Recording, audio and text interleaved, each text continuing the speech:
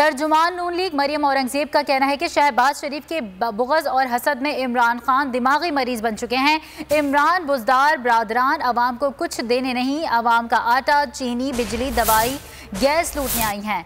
शहबाज शरीफ ने अपने खून पसीने से पंजाब को संवारा। इमरान बुज़दार बरादरान ने महंगा और बेरोजगार कर दिया है।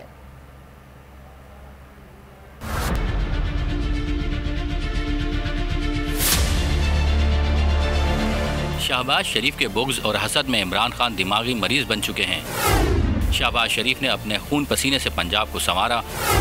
इमरान बुज़दार बरादरान ने बंजर, महंगा और बेरोजगार कर दिया। मरियम औरंगजेब एक बार फिर हुकूमत पर बरस पड़ी।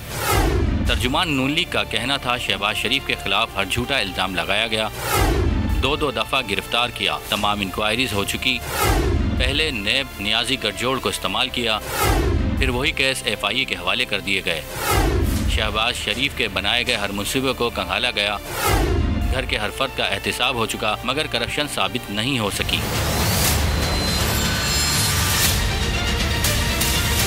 उन्होंने कहा कि इमरान बुज़दार बरादरान अवाम को कुछ देने नहीं, अवाम का आटा, चीनी, बिजली, दवाई, गैस लूटने आए हैं।